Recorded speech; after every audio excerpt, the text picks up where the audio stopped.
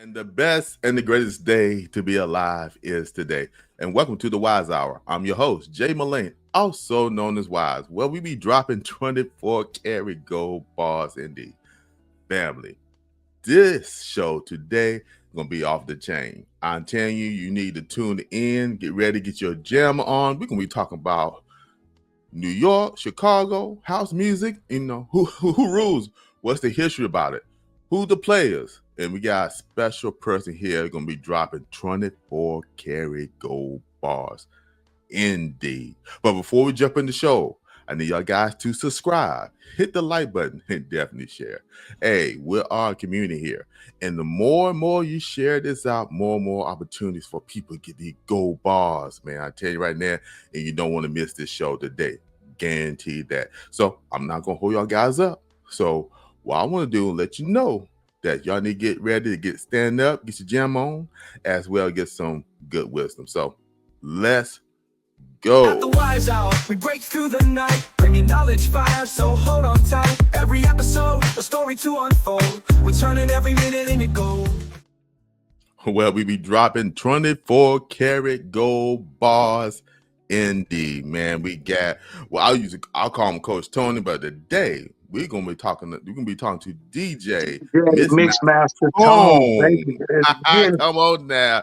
Come on now. Oh boy, what's up with you, brother? How you doing, man? Been a long time coming.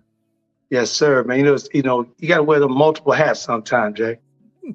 Indeed. And you do it very well, brother. And I love that hat you on your head today, man. You got vinyl on there, man. Tell me what that vinyl is all about, brother.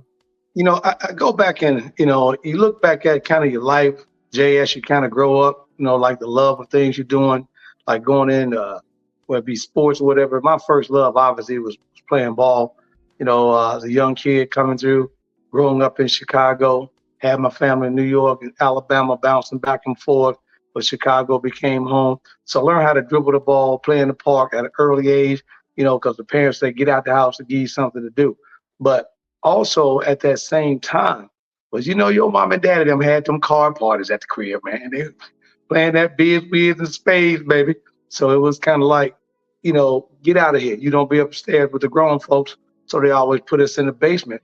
So we would go down in the basement and mess around. And, all we had to do was play with the vinyl, man. So there you go. Old school. Man, you just took me back, brother. Y'all don't know what y'all missed back in the day. We even though we had to go in the basement, it was so much fun. But actually listen to music and understand the enjoyment of life. I call it enjoyment of life. And and like you talking about playing spades, you know what I'm saying? I know you probably know how to play. You probably throw a Boston on a couple folks. Throw the Boston on a couple folks. Send people home crying. Send people home crying. Let's don't play. Let's don't play Deuces Wild. I'm gonna really get you. Oh, okay. So we ain't gonna do that today. So that'd be for another show, family. That'd be for another show. Yeah. All right. DJ Tone, this is what we're gonna tell. We want to give everybody, just as they new tuning in, just give them a brief synopsis or history of who you are and what you do. Sure. I'm going to do it in two different ways. Yes. As I came in, double them up on here. But this is a scratch pad that I had produced, kind of give me the best of both worlds as a DJ and in the sports world. The podcast is called The Pull Up Podcast Show. Airs every Monday night, 8 p.m. Central Standard Time. We're on all airways, man. That's why I kind of bring you guys quarter by quarter of nothing but sports knowledge. And that gives me the opportunity to talk to the world about what's going on sports. On this side of the house, and when the pandemic hit, let me rewind this tape. Kind of like with what we're doing today, Wise. When the pandemic hit, it kind of threw brothers in different things, right? The brothers are different. I tell people that all the time. We don't panic on too much stuff, but we always get thrown in tight situations, right? We kind of got to know how to move. As the words of Muhammad Ali, bob and weave. So when the pandemic hit, what was happening? We weren't moving. Everybody was in the house. And one day I'm listening to the radio and the internet, and up comes DJ Jazzy Jeff. God, I love jazz. And I was really following jazz on a lot of things. And then all of a sudden, the D-Nice craze hit. Remember that? And D Nice craze hit. And I'm watching D Nice, man, spin, and the numbers are flying through the roof, and Michelle Obama and Oprah Winfrey, Gail. I can go on, the list is thick. And he went from, my name is D Nice, back in the day to now D Nice. I'm like, this is crazy. I'm like, I DJ. So one day I'm doing some training from one of my clients, and the mom comes in kind of nervous. And I'm like, you good? And she's like, yeah, I'm just a little upset right now because I'm getting married in about 6 weeks and chopping the list of things to do down, and I feel like I don't have any help. And I said, I was just joking with her though, and I said, hey, I DJ. She said, get out of here. I said, yeah. She said, oh, let me ask you a question. She said, I want old school pop, and I'm a Madonna fan, YouTube. And yeah, I said, oh, you talking my language. So I said, let me show you this. I went home, came back the next day with a Madonna off the record, all the vinyl side of the house. And she said, wait, you got to do that too. So after that, I was talking to her, and then she was like, you got to do my party. Did the party, rocked the party so hard, man, had people at a party.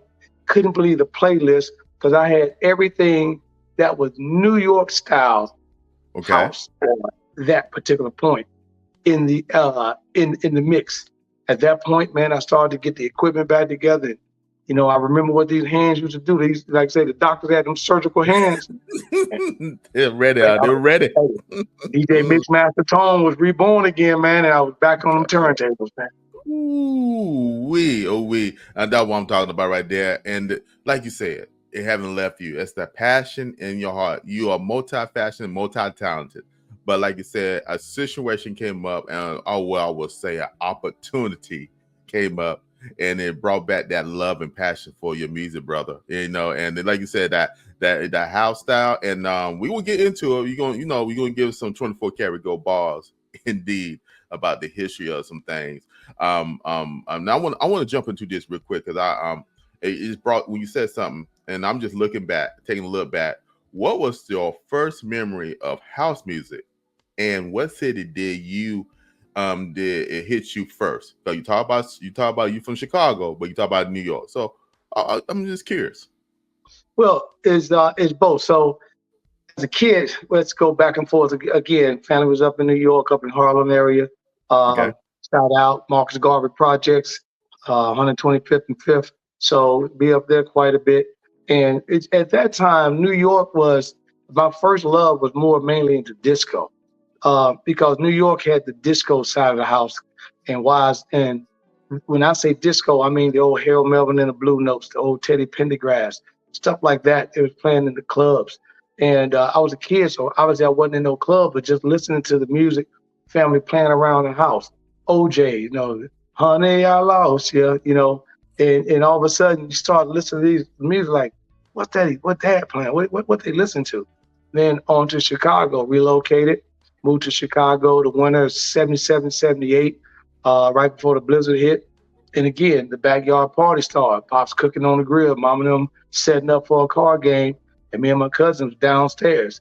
At that time, and we're talking about early 80s, so we're not talking about the turntables really wasn't into effect in my house at that time. We had turntable with no pitch control. We just put them on, try to hold the bar down to blend the records together, right? We talking about I started off with old Gemini, so those DJs listening to this show will know, on the old Gemini mixing board, 2-channel. And we had the old 808 4-channel drum machine that you literally had 4 keypads on. You take a pair of drumsticks and boop, boop, doo, doo, doo, doo, doo, doo, doo, playing our own beats and recording them. And Pops had a reel-to-reel. So, of course, I got in trouble a couple of times because I was taking his reel-to-reel and listening to house music shows on the radio. So let me rewind this tape. In Chicago, like in New York on BLS, they play that back in the day. It was 96 in New York, where they play a lot. But in Chicago, it was WBMX as it started at 102.3, which is now V103 right now. But the early days, the Hot Mix 5 was there, led by none other than the Mr. Houseman himself, Farley Funk and Keith. So Farley would do these mixes, man, and nobody wanted to miss the mix on Farley, unless you was out in the club. So I would take Pop's reel to reel and record it because I didn't have anything to record on cassette tape.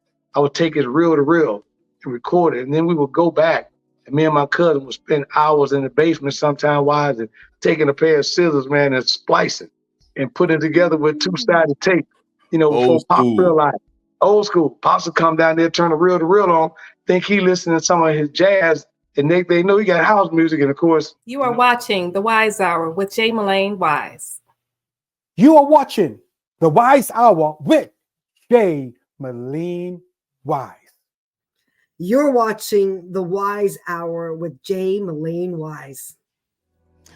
You're listening to The Wise Hour with Jay Wise. Have you not subscribed? Have you not told somebody else? Are we not commenting? We're on The Wise Hour. What we doing? So after that, after a couple times doing that, he took us down to the pawn shop and bought me my first turntable, Technique 1200 and drive belt. And I started to mess around with it. And we would have mix shows on the radio every Friday night. Like you could drive around the city of Chicago and the DJs would be mixing live on the radio, nothing but 4 or 5 hours of house music.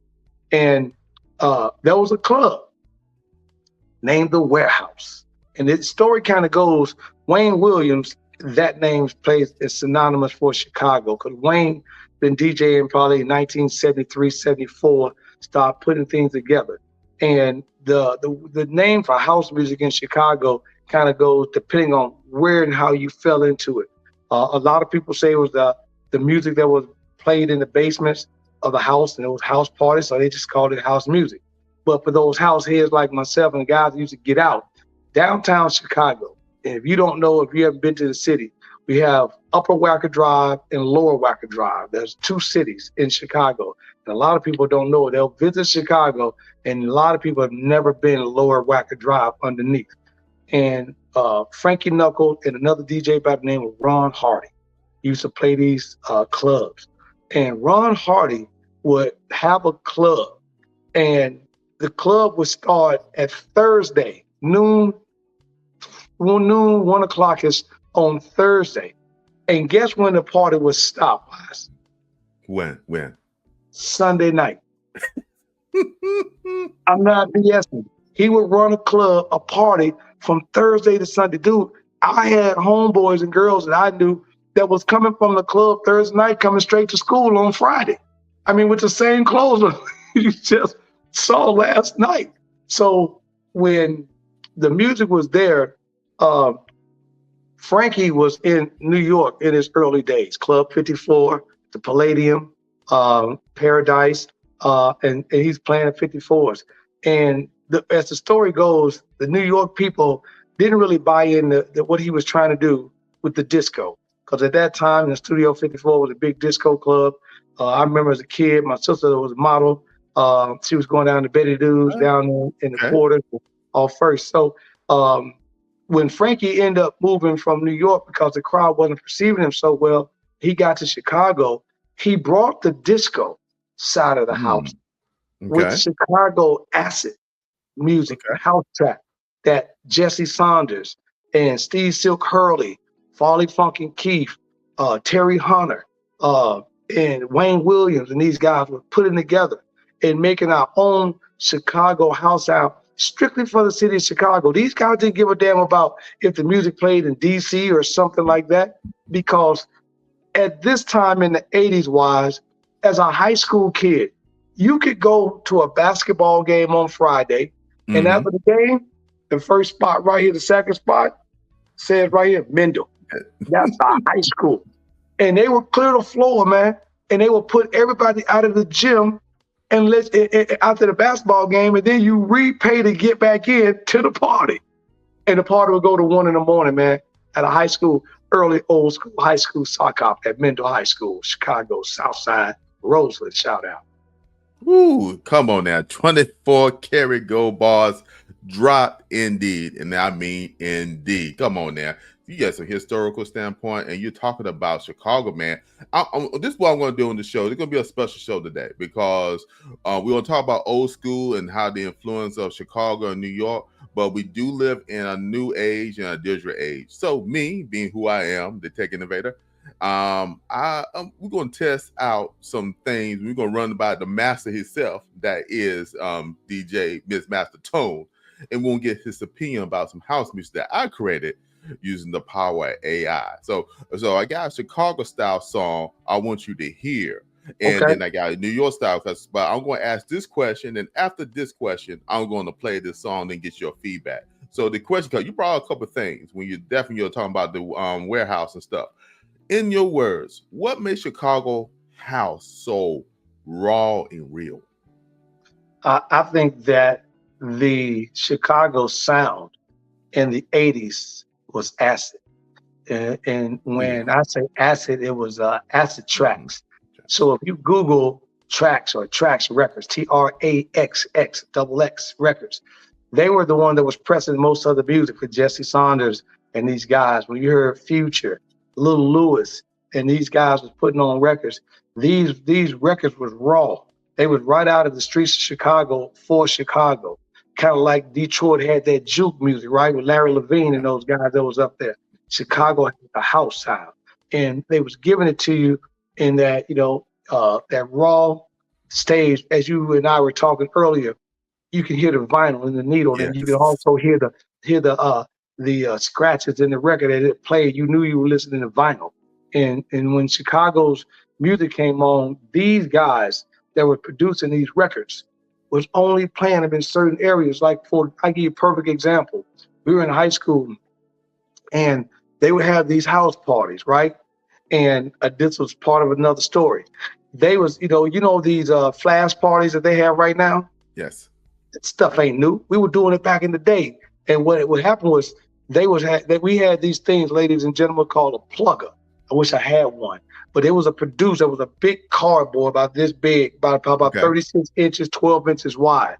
And we would have our own crew. So me and you would be on the south side of Chicago, somebody north side, west side, and our crew would run around and we would punch holes in them and we would tie them on the light fixtures at the bus stops. That would tell everybody where the parties was at. So if you were going to go down and listen to DJ Terry Hunter, and you was going to say go to Hyde Park, because he came out of Hyde Park Academy, they used to have a lot of parties over the 50-50 Club in Hyde Park and stuff.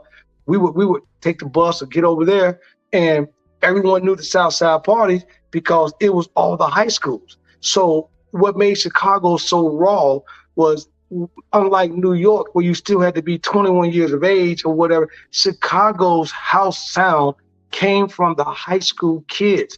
We were freshmen and sophomores and juniors. High school, we were going to these parties. There was a club named The Playground that Frankie played at and Farley Key played at. It was down on Michigan Avenue.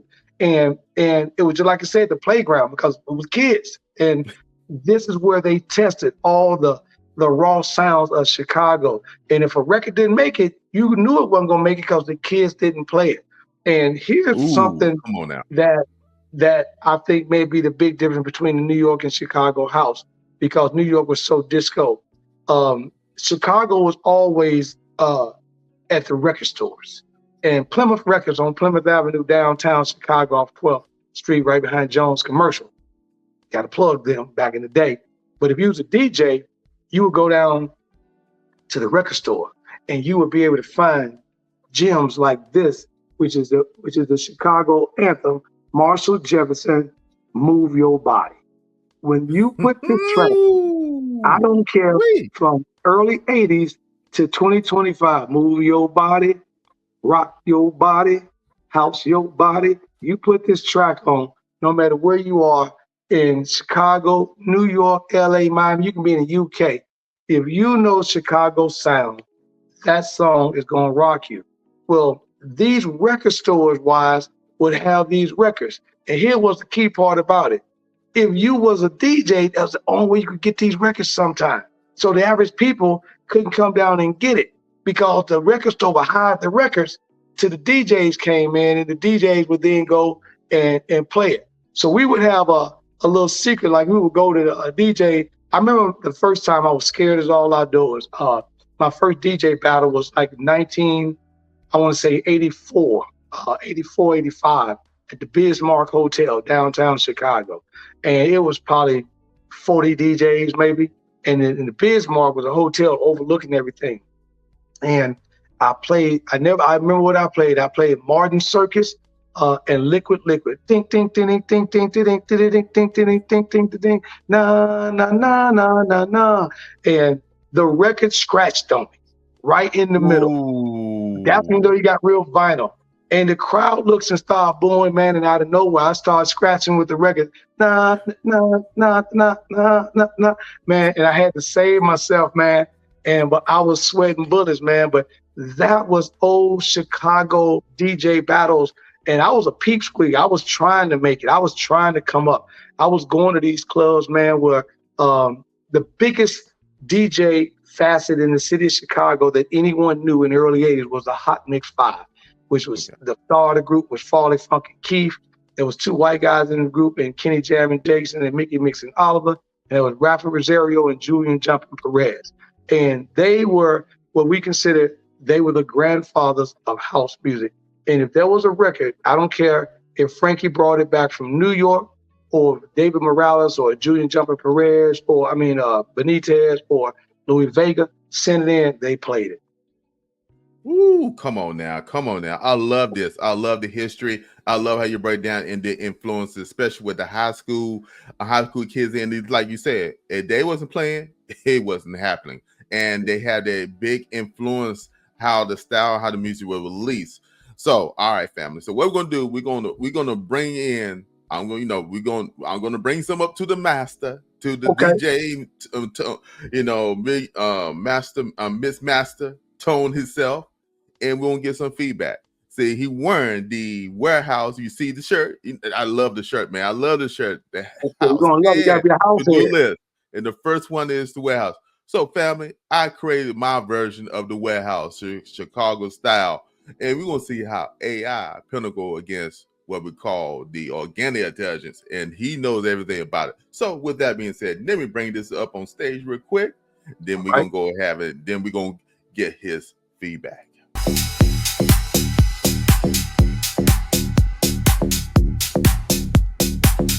Feel the groove, it's late at night.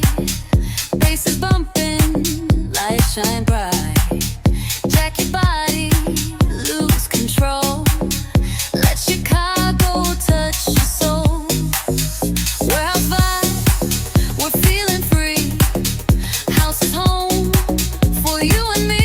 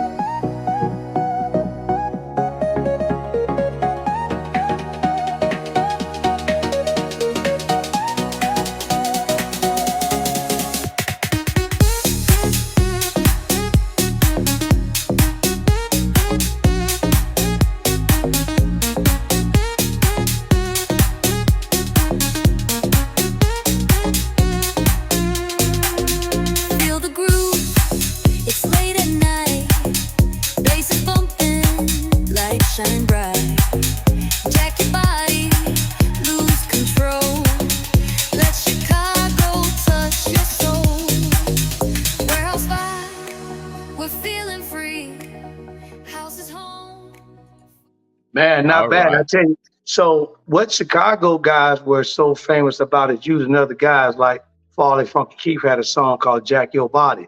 So when she said, move your body and jack the house, you said that jack, in there, like a jack. And I'm gonna say that beat on that song is probably about 127, 128 beats a minute, somewhere in that ballpark. Chicago's house music gonna probably be more around 123, a little slower without being that same tempo. I like the rawness of the track. I love what she's saying on that. And so, especially when the horns came in, but Chicago's gonna bring a little more raw in terms of the beats, or the 808, that beat pad. You can kind of tell that don't have that beat pad in there as a raw sound. So that's what made the Chicago boom. You know, you can hear those. You can hear those sounds come out. And but I like the track. I love what she's got to say. But if you had a couple of nuances in there, like when she said, "Feel the groove, feel it, feel the bass, bass it, and the jacket," you know, that was that Chicago sound where they had those guys in the background saying the extra verse on the end of the verse to kind of plug you in. Okay. So that's good feedback. So those who are there who's in the digital age and know how to do prompt engineering, I could probably tell you that was more of an EDM. If I was going to have a real track and two, I could tell you I would probably put that more in that EDM category than I would put it in Chicago house. There you go. So you got to break down. So when I refine my prompt engineering skills, I got to add some things in there, especially with the beat, and make sure the beat and the melody is a little bit more slower. The rate the beats per second so a little bit lower, and then I and add some more like that like you say we said the beat the boom so to see little things you learn about. We got a couple more songs as well, a few more songs that we'll get the amazing DJ Master Tone. There you go, baby. You know what I'm saying? So we're gonna get a t-shirt for that. You got a t-shirt for that? We need to get a t-shirt for that. Yeah, I got a t-shirt. I'm gonna get a t-shirt for that. I got a hat, but I gotta get a t-shirt for that. Okay, so I love the name. So you need to have that right there need to be on print as well. So so yeah. So tune. We gonna get some more. Hey fam, I'm taking a quick interlude. Have a sponsor. He have a message for you. So leaders don't wait for change. They create it. Champions don't walk alone. They stand together in faith in this great collaboration. This is your invitation to the Leaders Live Generously Prayer Breakfast of Champions, a gathering of visionaries, believers, and world changers. Where? I'm telling you, 32747 Grand Traverse, May the 3rd, 2025 at 9:30 a.m. It will be a morning of revelation, restoration, and renewed strength. Isaiah 40:31 says, "But they that wait upon the Lord shall renew their strength. They'll mount up with wings as eagles." You know it's your time to soar. I need you to come expecting divine encounters, prophetic impartation, kingdom connections that will shift your life forever. Don't miss this moment with destiny, because when leaders pray, heavens move. I want to see you there. Click now on the link. This is Dr. Prophet Anthony Shannon signing out. I'll see you in the place. All right, family. You do not want to miss out on this amazing opportunity. So go to the link that was provided and register for this amazing event in May. So family, we thank you for all the support. And we are going back to the show. So, but we're going to ask another thing, because you brought up the New York style, and you said more of the disco feel in the beat. So the New York style, so how did it catch your ear, and how can you pair the difference? I guess you will say, if you're from there, you know how people love that, New York and their music. So you from both areas. So how can you pair that New York house music scene and how it can capture people's attention? That what got me, because I heard of it from Frankie Knuckles. So that's, and you can give me some breakdown on that, because that's the reason. That's why I know I got most of my music influence from the New York side. From me being from the South, I heard a lot of things from New York. I didn't hear to Chicago, but I heard a lot from New York, and that's how I found out about Mr. Knuckles. So give me a breakdown what you think about the house music in New York. Yeah, on the New York side of the house, man, that was I was a big Jelly Bean Benitez guy when I early on started to DJ, because I just loved what he did on the remixes with Madonna. I was a big pop fan. Spent a lot of West End boys, some stuff like that. New Order, a lot of that. Frankie Goes to Hollywood, and Jelly Bean was big time on stuff like that. But the guy who I really fell in love with in New York, who, to me, in my personal opinion, who had a track, and it was David Morales, "Needing You." You don't know that song, "Needing You, wanting you, if mom is needing you," and it was a play off of that Teddy Pendergrass, right? And never gonna say it again, needing you. And he would beat that down, and he would repeat it over and over again. And David Morales was a phenomenal person, and I loved his entire sound. And then one day I'm listening to some of David's stuff, and I got an opportunity through my cousins in New York, took me out to a couple parties to finally hear Louis Vega. Okay, Louis Vega. Okay. God. Louis Vega, Vega. Louis, he wears the old man brim, and Louis became, to me, was the new Frankie Knuckles for New York. When Chicago took Frankie, I thought that David and Jelly Bean stayed more in the studios in terms of remixing songs because they were doing a lot of things. Now, don't get me wrong. There was a guy who I thought that was in my age, and he was the ultimate DJ in New York, but he was spinning more of kind of like that New York bop music, and that was DJ Frankie Bones. Frankie Bones was spinning over at the Paradise Garage and over at the Roxy. Remember, the Roxy was in New York Uptown. So he was doing that. But Louis had that laid-back sound, and between him and David Morales, the group that I fell in love with was Salsa Orchestra. And this is, and I'm gonna give you the song everybody know, and this is my girl, Lolita Holloway. Love Sensation, oh, Love Sensation, and she played that. And then with that came, Let Me Tell You, and they had a whole run of that, including First Choice.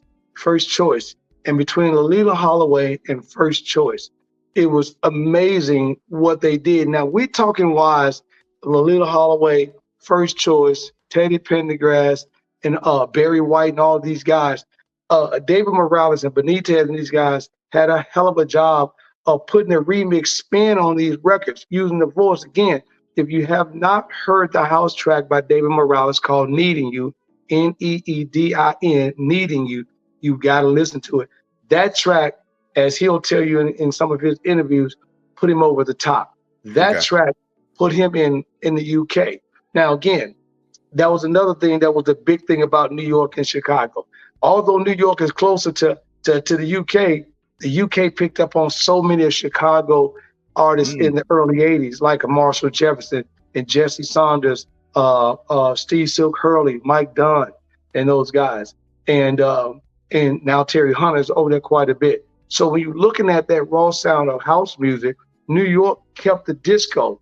And unfortunately, what happened with New York was, here's the two differences.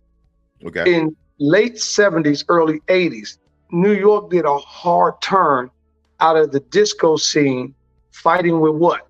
The new age of hip hop with Grandmaster Flash and Melly Mel and them boys coming on the scene with White Lines, right? And Apache and Sugar Hill. So as they was breaking through, fast forward a couple of years later from that, 82, 83, 84, all of a sudden here comes Run DMC, right? Here comes Cool J, Cool Mo D, Public Enemy, and those guys, the Beastie Boys.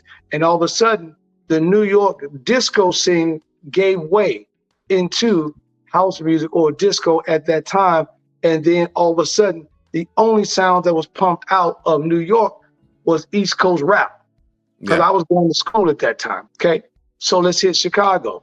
Chicago burnt disco. If you go back in the history records, there was a burning in Kaminsky Park where the White Sox played. Wow. And I want to say why it was 1978 or 79. They took all these all these disco records, and they brought them into the Kaminsky Park and threw them in the middle of the field and set them on fire. Okay. Wow. Because it was the rock and roll people, again, rock and roll fighting people from disco trying to take over. So now you get house, because the house sound was being produced, like you said, raw, rich, 808s, the T909 rolling, the reels. They couldn't burn those because they were just being produced. And we never really had the rap scene in Chicago. It came to us. So house never died out. Okay. And in 1989, 1990, just to make sure, this group that's big today called The Chosen Few, led by DJ Wayne Williams, the great Wayne Williams, Baby Give It Up, and Terry Hunter with Mike Dunn, they started to put this thing together called the House Picnic. And I tell everyone on this thing, every year, if you don't get a chance, look up Chicago for the House Picnic from The Chosen Few. I think it's the second or third week in July every year. And it turns out millions of people in the park wise on the south side of Chicago in Jackson Park. So because of that, and because of the way Chicago knew that house music was what we owned, we never let house go. And that's why, if you look in the history of rap went from what? East Coast to West Coast, right? East Coast, West Coast had that battle. And the only one that we really had in the Midwest was Common. Common, the one that broke through, that did all that, him and Twister. So that's why house music in Chicago never died to this very day. Now it's making a stampede back to the city. Yes. And I think you're 100% right. And because of the style and, like you said, the real and rawness of it, it's something you can feel. It's an energy. It's an energy you can feel. You know what I'm saying? Well, we get caught with rap. Sometimes we get caught in listen something. It's something about the rhythm and the vibration of the house music that it resonates with everybody. That it doesn't really, if you really love music, it doesn't matter your creed, color, who it is. You just love the music, and what it does, it actually connects you. Go ahead. And you look at it like this: the average rap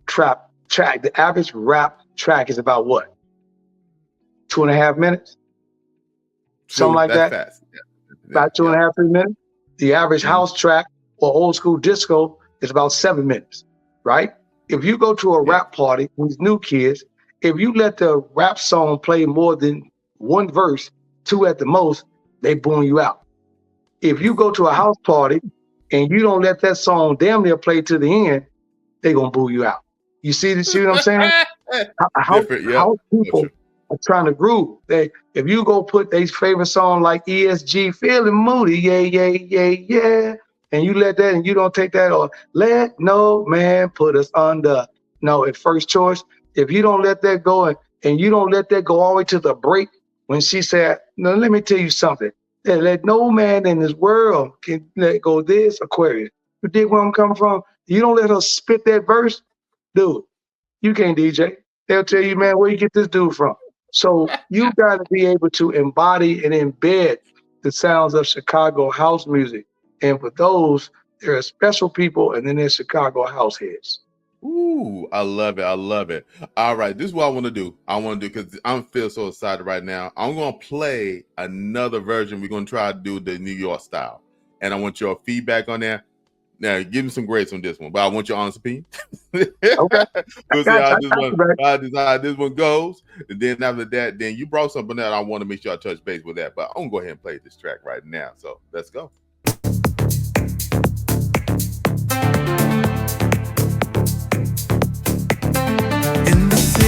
That never sleeps, where the subway rhythm creeps.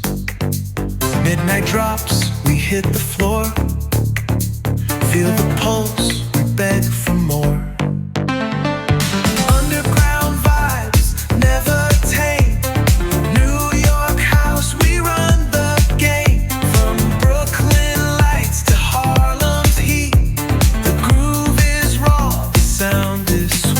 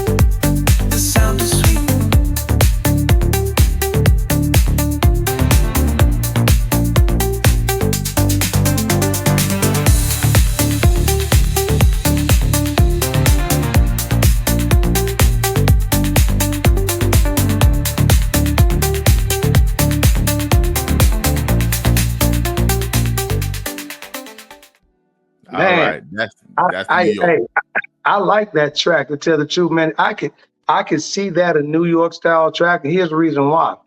Okay. That could play in Studio 54.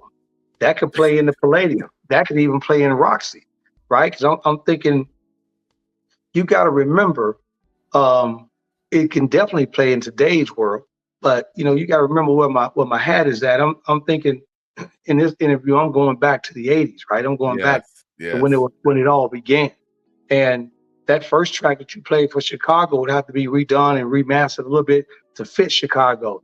But that track right there, that track right there had an up-tempo club vibe. Had I could see somebody on the girl on the floor banging and dress flying in the whole 9 yards.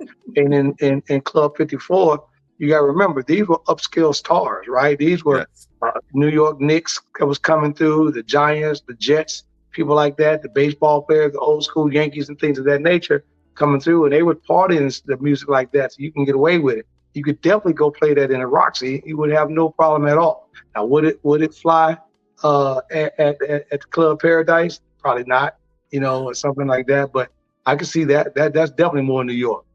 All right, see, I love it that one. I said this is more of a modern age based off what we used to when we hear. Cause like we were talking about before the show, it's the rawness and the realness of it. And then when you talk about what like the hat said vinyl, it's a different experience when you hear vinyl, folks. If you never been in this way when you hear it live and you hear it with vinyl, it just have a different type of energy, and it's actually I say heighten the senses of how you pay attention, how it sounds on you. And then, like you said, when something goes haywire or like a scratch or something like that, it's noticeable. You know what I'm saying? But it's like you said, if you're a good DJ, you know how to compensate for it and make it make it your own. Right. And I'm gonna tell you this: if you ever have a chance to talk to a person who spins on a CDJ, right? Mm-hmm. Those are the electronic boards. Yeah. And you have the person who spins vinyl. What's the difference? You know what the answer is going to be? What's the answer?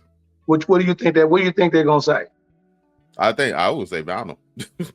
No, I mean, but why would you? I'm saying that if you got a regular DJ that spins that and a DJ that's spinning vinyl, what is going to be the difference in the answer of why that guy likes vinyl? Because I would say because of the how the music plays. It's got a different sound. Nope, and I'm gonna tell you totally different. When we play vinyl, it's the feels, the touch, man. Oh, okay. Because the grooves, the grooves and the feel of the grooves. It's being able to touch this record, touch this vinyl, and be able to put it on, put that needle right where you need to be at, and cut that vinyl. Then you will get the sounds of the crackling sound. But those, I wasn't thinking of that. See, I get where you're coming from because you're using another form of your senses again. So you got the visual aid with the music, people dancing and stuff. But I wasn't thinking about because you go back to organic intelligence again. The physical touch. Yes. And the physical touch of that's another form of energy again, right? So you touch, I get it. I don't know how I didn't see it that way. And that's why they say go listen to a good DJ. You're not listening to the DJ. He's playing music with his hands. So a good DJ, whether he scratch, he's playing music. He is physically playing music with his hands. And I'm going to give you something. I'm going to have you laugh. And this is going to be a perfect example of what I'm saying. We talked a little bit before the show started. So I went to this club, No Names here in Nashville. My boy had me out, was running one. There was a house party going on. It's a new EDM. And they're playing using the new electronic boards. And they're using Serato. For those that don't know, Serato is a software that runs the turntables that make it go into the music board that plays into the speakers. So good DJs know that in the software itself, if you're a great DJ, there's two different versions in the DJ. For those that are playing computer to electronic lap boards, then it's something called INT, or what's intermittent. That means that all they're doing is watching the track button go across the screen and push the button, and the track button grabs it and it locks it on. Now both turntables are locked and they play the track. So you got seamless. So one of my buddies was talking to me, he says, man, you ever see a DJ like that, you want to mess them up, see if they really know how to DJ, take it off. So one day after the club was over, stayed late, 2 a.m, and I said, oh, okay. And this girl, she was DJing and she was bouncing because she had just made as she called a new EDM record, and she was presenting it. She had the club bouncing. Well, I'm like, okay. Now the club is just empty. It's just the people cleaning up, myself and whatever. And I said, get back on here again. I want to show you something. And she's okay. I said, man, so let me see if you know what you're doing over here. So I said, let me see real quick. But she didn't see me. I took the thing, I put the cursor up, took the INT off and moved it from INT to relevant, right? And that's when you make the turntables relevant. They feel like vinyl turntables, separate turntables. So she went to start mixing, and all of a sudden she went to look at that light. It wasn't there. And then she called herself bringing it in, and the beat was not even matched. Sound like garbage. And she's like, "What did you do? What did you just do to my stuff?" I go, "Oh, I didn't do anything." "Yes, you did." I go, "Wait, watch out. Let me see something." So I got on it and I scratched a little bit and brought it in, and I mixed it in and blended it in, and I went on about a 10 or 15 minute set. And she said, "What did you do?" I said, "Nothing." I said, "When I saw you DJing early tonight, I saw that you was kind of cheating. You had the help on, so that all you do is push a button up here. The crowd don't know it, and you DJ. You just push one button, and the turntables look at the computer, and it locks on, and it makes sure it's seamless. So I wanted to see if you really know how to DJ. So I took that off, because if you're a good DJ, you should be able to do both ways." And she said, "If I had to DJ like that, I would not have this job." True, God, honest. She told me that to my face. So that's when I say, when you're talking to true DJs that are vinylists, they're vinylists because they love the feel of how this feels. And like you said, another part of your senses, because they're playing music with their hands. 24 karat gold bars dropped indeed. And y'all guys just learned something. Y'all learned a industry secret in case y'all go into a live DJ set. Now if the DJ legit or not and stuff like that. Because just right now, I got a true DJ here, family. So I'm letting you know he know his stuff. And I'm going to tell you, me and you talked before the show started. For those that don't know, vinyl is making a way back. They're predicting vinyl to be over $1 billion industry by 2030. And I'm going to tell you something else. Look around New York this week and do me a favor. As you look online or look at the birthday things and look at these parties they have in New York, the requests are now for DJs that know how to spin vinyl. Vinyl DJs are being requested at a high number. People that have people that come in with these little boards, they don't want it no more. Now, even though I run both, right? I can play the albums I showed you, I can play electronic, but I run my turntable through my Serato board, but I got vinyl. So if I need to jump off vinyl or something happens in the middle of my set, I always bring 2 or 3 crates of records. I can go in the crate of record and still rock a party. See, that's what I'm talking about, being multifaceted. But see, the foundation. And I think the problem with a lot of people in the industry is not understanding the foundational things. And you understand how the foundation and how like you said, the feel, you had enlightened me today, because I did not think of that as somebody I call myself a digital producer. I play with music. I love the music. I would listen to it, but I did not think about the feel. So when you think about a person who played the guitar, you think about a person who played the drums, it's not just you hear the sound and vibration, it's also feeling it. And right. So and it made the totally difference in your experience of music. So as you being a DJ and you're talking about, because now you feel it, you have a different energy that when you play with is released, and everybody who's actually hearing it, it's not just because they're hearing something they can feel. Right. So you know what the DJs do with that, the real DJs that are vinyl DJs? So you hit on it almost, but it goes one more step. Okay. They're playing the music with their hands, and you actually feeling what they're thinking, but they actually are laying the show out in their head. So I get a lot of people say, "Man, how do you know what comes up next?" I said, just like you listen to a rap song.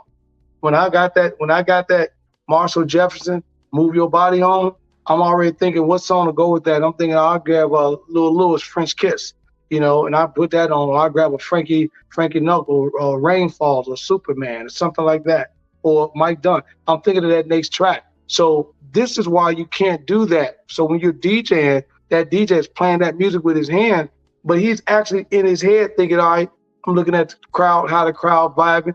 I can go 1 or 2 directions. I can take this and drop it low and put in what we call, so you got 3 types of styles as Chicago had. You have house music, you got deep house, and then you got garage house, and then there's techno. Okay. So there's different variation what people must understand. So the deep house tracks were the house tracks that we talked about, the Marvin Gaye, the Harold Melvin and the Blue Notes, right? The Donna Summers of the world. all those old 1970 stars that songs were remixed and remade by the Jelly Bean Benitez and the David Moraleses of the world and the Louis Vegas and the Frankie Knuckles, who remixed and remade Terry Hunters. And they brought it up to another level with a different kind of beat, but still had a 70s flavor to it. Then you had the house music, which is the Chicago house style. Then you had your disco house music, which is the garage house that New York played. And then the UK came in with techno because they took the style from Chicago and from New York, and then they created a techno style overseas in Europe. And believe it or not, as time went on, a lot of Chicago and New York DJs would make records like you are doing right now with those 2 songs you played. But instead of breaking the records in the US, they would send their records over to Europe. Like you just finished that record. Instead of you having, now you heard Let Me Hear It, now you send it over to somebody that you may know and say in the UK and break it over there. And all of a sudden, that record is playing. Funny story, they were talking to Marshall Jefferson about this song here, Move Your Body, which is a Chicago house anthem. And he was trying to just raise money because they made the song doing some various things around Chicago, and the song was already banging. But all of a sudden, he gets a phone call and come to find out that the song is on the top 10 charts in London playing. And same thing with Terry Hunter. Terry had a track, and he had to jump on a plane, and they brought Terry across to London to play the track. And he's like, what? And he discovered he had a whole new market. So when you're looking at stuff like that, that's where they always, you know, how they say 3 things going in the country. This is how my sister, who was a professional model, always told me. The ideas for fashion and all that is always created in LA. Then it's sent to New York to be stamped, and Chicago approves it. So it can be made in LA, New York gonna stamp it, but Chicago gonna make it. If it fails in Chicago, it won't run through the rest of the country. So that's kind of how we felt about our music. And when you had these DJs, that's why DJs, new DJs in Chicago, you know, we weren't having a rap battle. We were having house music battles, man. We wasn't having dudes on the mic spin. We had dudes on a turntable getting at each other. We had, you had a clique and I had a crew, man. In high school, I told my son, y'all think y'all got a crew, man? And we had a group in high school. Why we call ourselves the Polo Boys, man. We had Polo Boys. Come on now. Here's how we did it. You know, if you was a freshman, you wore pink polo to school every day. Sophomores wore white. Juniors wore blue, and the seniors wore red. But everybody had on a pair of jeans. We took a switchblade and cut holes in our jeans before they started cutting holes in our jeans, man. And we were the Polo Boys, baby. And we meet up at the club, and when we get to these high school parties, right, that Terry Hunter would throw over in Hyde Park, or we would go on the north side of Chicago, it would be easy to find each other. Why? Because we knew what everybody had on. Oh man, 24 karat gold bar dropped indeed. Y'all just got some true value right there. Understand the rich narrative and house music, and hey, you got to go through Chicago and get stamped and approved. I'm just letting you know now. If you want to get stamped, hey, start in New York. Y'all might, play with start in LA. You might play with in New York, but you're gonna get approved in Chicago. They don't call us the city of big shoulders for nothing, man. Come on now, that's true. Brother, I'm gonna tell you right now, we don't want to finish this conversation. I want to bring you back, and we're gonna have to get away. I want people to actually sample your music and what you do. So I'm gonna have to get you back. We ain't gonna wait another year. So we're gonna work on. We're gonna get and I'm gonna do you a favor on top of that. I am working on a house track right now, and I'm gonna tell you. And Val thought I was joking, but we're working on a house track, and give credit to my nephew, a big rapper in Atlanta, Margaret, and my boy, Chicago producer. He was in Atlanta as well. We're working on it right now, and when I get it together, I'm gonna break it on your show for the New York folks. I'm gonna have it, but I'm gonna come on the show. We're gonna break it on the show. We're gonna drop it, and then I'll make sure I get you a copy of it. Bet. And I'm taking that to the bank 100% because that right there will deposit. Come on, brother. I love it. I have one more question or two more questions I want to ask you. Then we're going to wrap up the show. So I got to ask this one because everybody want to understand the culture and everybody want to know the things. So this right here, I think it's a unique question, and I want to deliver your insight on this one. If you could throw one final block party, either in Chicago or New York, who would DJ that night, and what would be the last track you will have them play? Ooh, I'm gonna put it like this. I'm gonna say both cities, because again, I'm gonna go in New York. Now here's a question. Mm-hmm. The DJ, could they already gone on to the afterworld, or they with us today? Whatever you want, you know, he could come right. That person can come right back with the modern AI. Anybody can come back now, but there you go. I would say if I'm in New York, I gotta have either Dave Morales or Louis Vega bumping my party in New York, and it'll have to be the last track of the night, and it had to be David Morales with "Needing You." I'll have to have him play that track, "Needing You," and I will have to make sure he played the long, extended version of that track in the club. If I'm at the crib in the Shy, you know, very simple, you know, just like I did in New York, opening up with Louis and closing. Opening up with David, closing with Louis. If I'm in the Shy, I was a big Farley, Funk and Keith fan. I grew up on Farley at that time, and Farley was doing some things that he made me want to DJ. I would over with Farley, but I would close the show with Frankie, and I would close that show with Frankie, and I would have to close my last track of the day. Had to be probably Rain. You know, I would say, yeah, I would have to say, because it had a mellow tone to it. Frankie mellowed it out. He would just bang out, man, and you know, that was it. Or if it wasn't Rain, I'd be your Superman. Either one of the two. But either one of them tracks would close the show out, and Frankie would do it in his fashion. Frankie had a way of taking the breaks, man, and just extending the breaks and then putting a deep, again, that's why I would tell you that track that you played earlier, that was more of a garage sound versus a deep house track, because, you know, we had more of that doom, doom, doom, doom, doom, doom. We had more of that bass and stuff in our tracks, and the tempo was around about 121, 122 in that ballpark, and so the kids, they were gonna jam to it. But it was man, I knew guys would go to parties wide looking like me, and you would walk out like they just left True Fitness, man. Soaking wet, baby. And I'm talking about back in the day. You know, you was in a Chicago house party, because you ask any old school cat from Chicago, when you went to a party back in the day, how did y'all dance? You know the answer to that? What's the answer? I don't know. With the speaker, baby. We ain't worried about no girls, man. We just come into parties, dog, and we were jamming. Everybody go to the speakers, especially like at the warehouse or something when Frankie or Ron Hardy was playing, and they used to have those old, you know, those old PV speakers with the big man, and the air would come out so hard when you walk up on it, man. Air was just heating up. Yep. Yeah, you just hear that. I mean, so bad. When you walk up on a party, you knew a party was jamming, because what did you hear outside, Wise? You heard the bass, right? You heard the bass. Yeah, you heard the bass hitting the walls. And you know, if the bass was hitting the wall, oh yeah, this party lit. Lit. I love it. And family, we're gonna have DJ Miss Master Tone back on here again. And like I said, he's gonna drop his tracks and stuff like that. With the final question I'm gonna ask you, brother, then we'll wrap up this amazing podcast. It won't be the wise hour. Let's ask this. Define the word life and what life means to you. Man, define the word life, man. First of all, man, life to me, man, is given to you from above.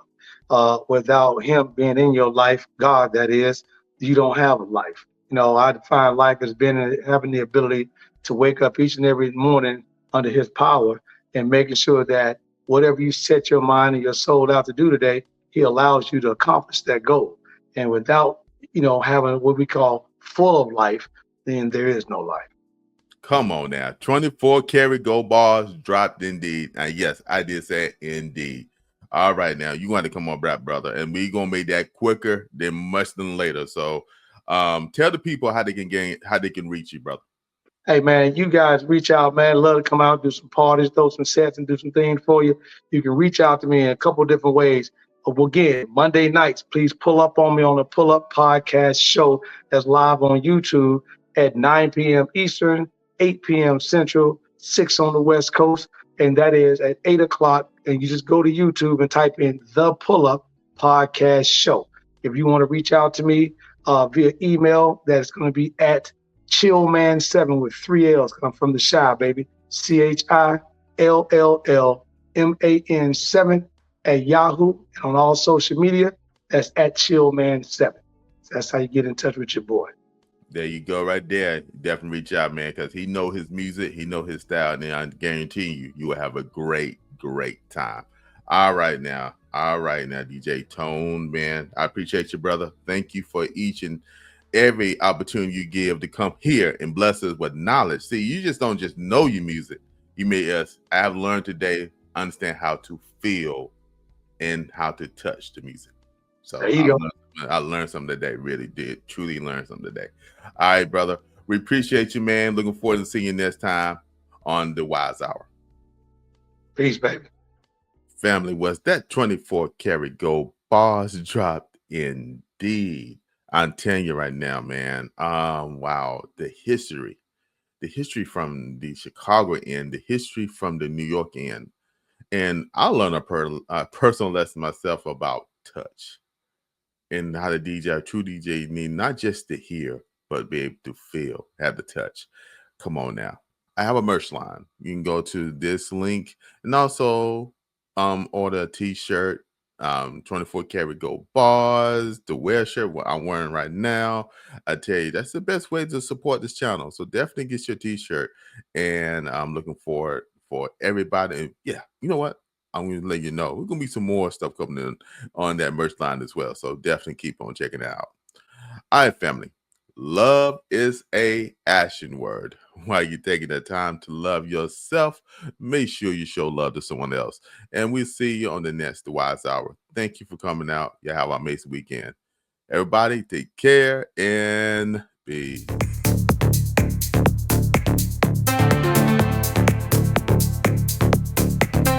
In the city that never sleeps, where the subway rhythm creeps, midnight drops, we hit the floor.